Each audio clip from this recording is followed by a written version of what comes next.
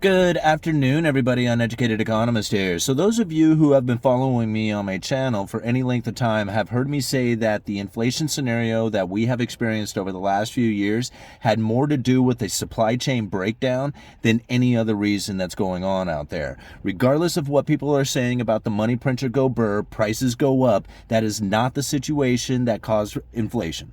Right? Period. Straight up. And now I have a Wall Street Journal article I want to share with you, and I know not everybody is subscribed to the Wall Street Journal, but in this particular article, they are saying basically do not give credit to the Federal Reserve for bringing inflation down, and that it had more to do with a reestablishment of the supply chain. Well, in my opinion, that if you cannot give credit to the Federal Reserve for lowering inflation, then you can't blame the Federal Reserve for causing inflation. Right? You can't have it both ways. And that's really what the situation is talking about, is that the reestablishment of the supply chain that is now bringing demand and supply back into equilibrium is going to be the reasons why we see inflation come down, why we see the price inflation come down. I mean, a great example of this was in the lumber industry. It was one of the reasons why I was able to call out lumber so accurately throughout the last few years. I mean, those of you who don't know, I work at a lumber yard. I do retail sales for a living, and I had predicted and called the lumber prices so accurately that really nobody else out there on the internet was even remotely close as I was. When lumber prices were peaking out at $1,700 per thousand, I was one of the few people, out there saying, what are you all going to say when the prices come back down to normal? Here we are. We're at 500, a little over 500 per thousand today. And although we've seen the lumber prices move up quite dramatically over the last few days in the week, it's still at 2018 prices, the same prices we were experiencing 5 years ago. Lumber does not have any price inflation incorporated into it any longer, right? It's gone. And that's because the reestablishment of the supply chain within the lumber industry is right? It's well established, it's well functioning. It came back online almost immediately, and all the price inflation that we had experienced due to the supply chain breakdown evaporated, gone, right? And this is one of the reasons why I keep being so adamant about, like, it's not the money printer. We cannot look at that for the reasons that we have inflation or the reasons that inflation is going to come down. You know, there was a time that the Federal Reserve would look at employment as one of the reasons that would cause inflation, right? In fact, we had just recently gone over this in a live stream that I had done, talking about a Jerome Powell speech that was given back in August of 2020. And in that speech, he was talking about how they used to look at employment as one of the indicators that would start having inflationary pressures. They said that there was what they refer to as a U star, right? And this U star is the rate of employment that is neither accommodating nor restricting the economy. It's neutral, right? See, before, if employment was to heat up and we had a lot of jobs creation and job activity taking place, people participating within the jobs market, well, all this added new jobs and added income starts creating a consumer, right? Once people start consuming, then you have the supply-demand imbalances begin to take place, and because of the added new job creations and people going to work, that would cause inflationary pressures within the economy. Well, the Federal Reserve, after quantitative easing 1, 2, 3, and 4, found that referred to as the Phillips curve, right? This, when a lot of people were employed, the more employed people would start adding to consumption, and consumption would start increasing the prices, right, causing the price inflation. But the Federal Reserve found after quantitative easing 1, 2, 3, and 4 that the Phillips curve was no longer relevant, right? And that you could have full employment running maximum, right? Maximum full employment, and that it wouldn't have inflationary pressures like it once did back in the day. So now the Federal Reserve has figured out that they can run full employment. See, it was one of the reasons why I couldn't understand why they changed their statement from maximum employment, like their mandate was to have maximum employment and low and stable prices. They've changed that to full employment. I couldn't understand what full employment as opposed to maximum employment was, but now I get it. See, when you have a neutral employment rate, right, and if you achieve neutral that is not going to accommodate nor restrict the economy, you're maximal, right? Anything more than this, and you would start breaking the machine, so to speak, right? I guess a good way to look at it would be like using an engine in RPMs, right? Like the engine can run at a max RPMs of, say 10,000 or 5,000 RPMs, but the engine can go to 10,000, right? But anything over 5,000 and you're going to start causing damage to the engine, even though it'll go all the way up to 10, at 10 it blows, right? But if you're at 5, everything runs great, right? Anything above that starts impacting the machine and starts, creating damage. So this is a way to kind of look at it. 5,000 RPMs is max. Anything above that starts creating damage. Well, the Federal Reserve used to look at it that way, max employment, right? Anything above this is going to start creating damage within the economy, basically causing inflation. But they found that doesn't work anymore. They can take it all the way up to full employment. Doesn't cause the inflation scenario like they once anticipated, right?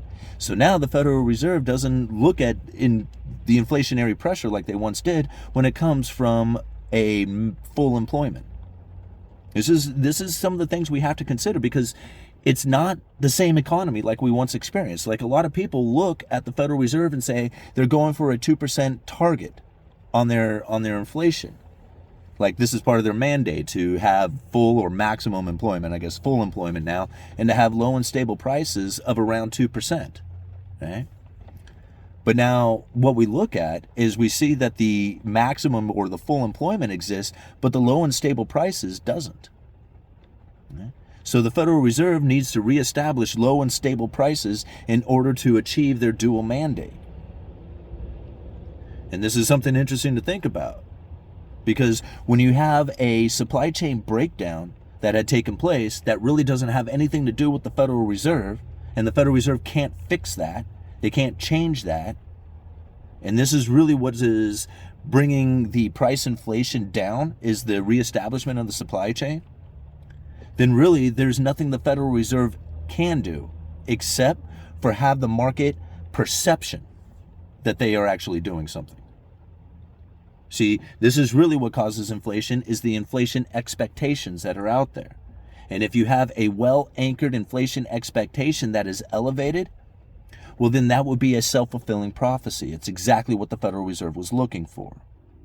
So all these people out there who believe that the Federal Reserve failed, who believe that the Federal Reserve made a mistake, who believe the Federal Reserve waited too long, who believe the Federal Reserve is not knowing what they are doing but failing, are falling exactly into what it is that the Federal Reserve needed. They needed people to believe that the inflation scenario was going to be running persistently high for a significant amount of time, and it totally worked. And now the Fed has achieved what it is that they were looking for: higher interest rates. And a lot of people say, man, that doesn't make any sense. It does if you go and you watch that live stream that I did the other day. We break it down onto exactly the reasonings why it is that the Federal Reserve needed an inflation scenario, needed inflation to be anchored at a much higher level than it was.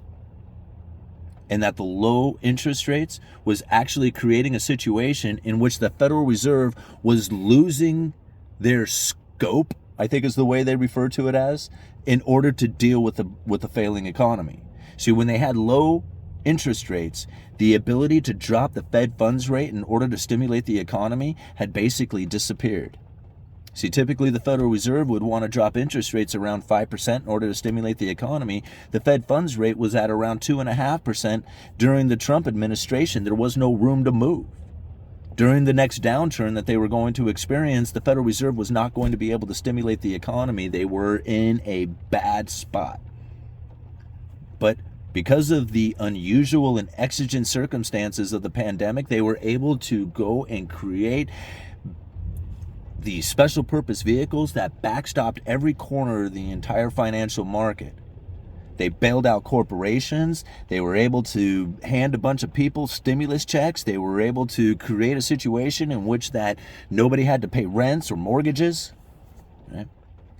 And this little blip, right, within the economy, because this wasn't a reality situation, right? All this pandemic and stuff, the reaction that the government and the banking system took to that was well planned, well organized, and totally achieved their goals. And part of that was to start creating an inflation expectation that was well elevated. So now interest rates are beginning to rise. The neutral interest rate, the interest rate in which that the Fed funds rate is neither accommodating nor restricting the economy, much like the unemployment, right? The neutral unemployment rate. The Fed funds rate has a neutral rate to it as well. And that neutral interest rate is beginning to rise.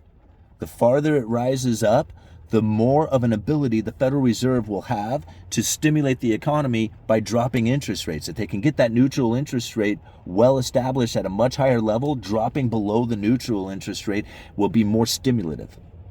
And this is what the Fed is looking for. Up until the pandemic, the Fed was going to fail. Like, they were on their way out. They were done. They had no more monetary policy left, right? But they knew that they could do the job owning. They knew that they could do these stimulus packages. They knew that they could have all this stuff that was available to them. The only problem is that the Federal Reserve doesn't have that within their charter to do it unless they had an unusual and exigent circumstance like the pandemic. If the pandemic didn't exist, the Fed wouldn't have been able to do any of that stuff. And this is something we have to really take into consideration. I mean, this Wall Street Journal article talking about how the Fed should not get credit for bringing inflation down, but that it's the reestablishment of the supply chain, tells me that I have been very accurate on my predictions and my theories about what is happening here. Right? I mean, if quantitative easing 1, 2, 3, and 4 failed to produce the inflation scenario that the Federal Reserve was looking for, it was the supply chain breakdown, the severing of the supply chain. People telling, don't go to work, don't distribute, don't manufacture, don't do any of that stuff. And that gap in production, that gap in availability, that is what caused the inflation.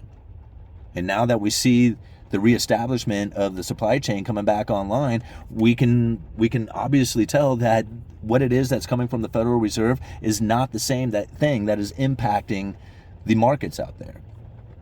I mean, you think about it. The Federal Reserve said that they were going to start raising interest rates a little over a year ago. Mortgage rates shot up immediately, almost to 8%, like right off the bat.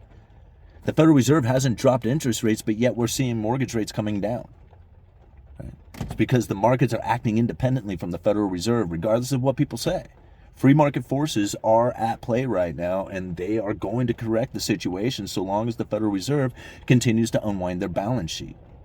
Right? Quantitative tightening is taking place right now. It is one of the few times in history that we have seen such a dramatic pullback in M2 money supply. Here's another thing. I'm gonna end it with this. So I got one more thing to say, and then I'm gonna end it, right? Cash buyers in the real estate market right now, right? Better than a third of them are now, or better than a third of home sales right now are going to all cash buyers.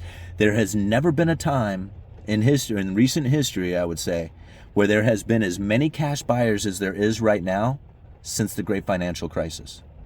When home prices fell to their absolute bottom, there was more cash buyers then than in any other time until now. Think about that for a second. More cash buyers. If you just step back a second and not even think about all the things and the situations that's happening here, you just look at the last time there was as many cash buyers buying real estate as there is now was during a housing market crash. What does that say? That should be telling people something, right? Uneducated economist, you guys let me know.